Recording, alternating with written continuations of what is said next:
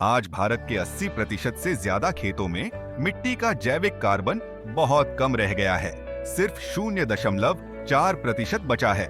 इससे फसल कम होती है, पानी ज्यादा लगता है और हर साल 20 से 30 हजार रुपए प्रति एकड़ सिर्फ केमिकल खाद में खर्च हो जाते हैं। लेकिन आज हम बात करेंगे एक ऐसी तकनीक की जिससे आपकी मिट्टी उपजाऊ होगी, पैदावार बढ़ेगी और सबसे जरूरी आपकी खाद की लागत कम होगी। वो तरीका है मिट्टी में कार्बन बढ़ाना। तो किसान भाइयों, आइए जानते हैं कि मिट्टी में कार्बन कैसे बढ़ता है, कौन सी तकनीकें सबसे असरदार हैं और इन तरीकों से आपकी जेब को सीधा फायदा कैसे होगा। सबसे पहले समझते हैं मिट्टी में कार्बन क्यों जरूरी है।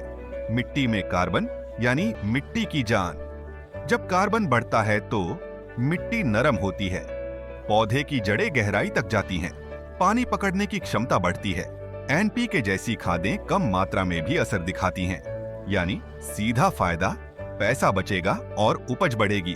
अब बात करते हैं कार्बन कम क्यों हो रहा है।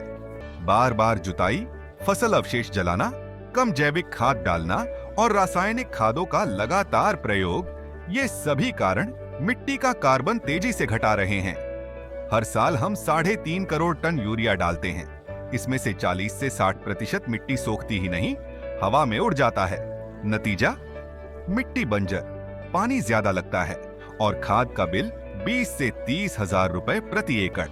लेकिन अगर मिट्टी में कार्बन सिर्फ 1% बढ़ जाए तो वह 75,000 लीटर ज्यादा पानी रोक सकती है और खुद पोषण देती है। अब अगला सवाल, मिट्टी में कार्बन कैसे बढ़ाएं? चलिए जानते हैं 7 ऐसे तरीकों के बारे में जो मिट्टी में कार्बन का स्तर आसानी से बढ़ाकर उसे अधिक उपजाऊ बनाते हैं और जिन्हें कृषि वैज्ञानिक तथा सफल किसान अपनाते हैं। पहला, पराली न जलाओ, मल्चिंग करो। पराली जलाने से 300 से 400 किलो नाइट्रोजन बर्बाद होती है। मल्चिंग से कार्बन 20 से 30% बढ़ता है और खाद 20 से 25% कम लगती है।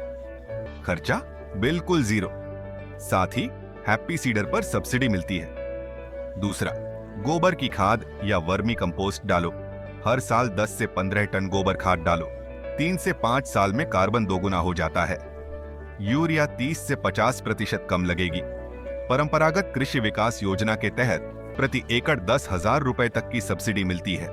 तीसरा, हरा खाद। 45 से 60 दिन में ढैंचा उगाओ और जमीन में मिला दो। 50 से 80 किलो नाइट्रोजन मुफ्त, यानी 2 बोरी यूरिया बचत। चौथा, जुताई कम करो या बिल्कुल बंद करो। बार बार हल चलाने से कार्बन निकल जाता है। जीरो टिलेज से 15 से 20% डीजल भी बचता है। पांचवा, फसल चक्र और दालें शामिल करो। हर तीसरे साल दालें या तिलहन लगाओ। इससे नाइट्रोजन खुद बनता है, यानी 1 बोरी यूरिया की बचत। छठा, कवर क्रॉप और बायो फर्टिलाइजर। खेत कभी खाली न छोड़ें। राइजोबियम और एजोटोबैक्टर का उपयोग करें, जिससे खाद की आवश्यकता 20 से 30% तक कम हो जाती है। सातवां, बायोचार और जीवामृत।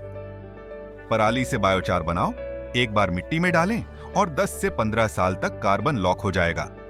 साथ ही जीवामृत बिल्कुल मुफ्त में तैयार किया जा सकता है। बायोचार बनाने और उसके इस्तेमाल की पूरी जानकारी आप ऊपर क्लिक करके देख सकते हैं।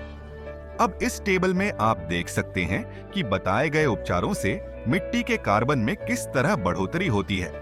और अब सबसे जरूरी, सरकारी योजनाओं से पैसे और मदद कैसे मिलेगी। सॉइल हेल्थ कार्ड यानी मुफ्त मिट्टी जांच।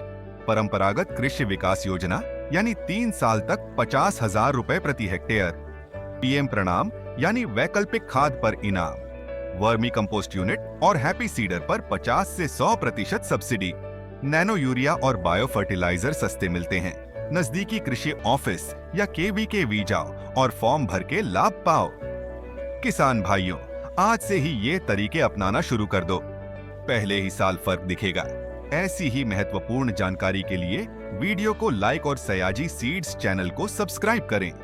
और खेती संबंधित हर छोटी बड़ी जानकारी सीधे अपने फोन पर पाना चाहते हैं तो रोंगो ऐप डाउनलोड करें।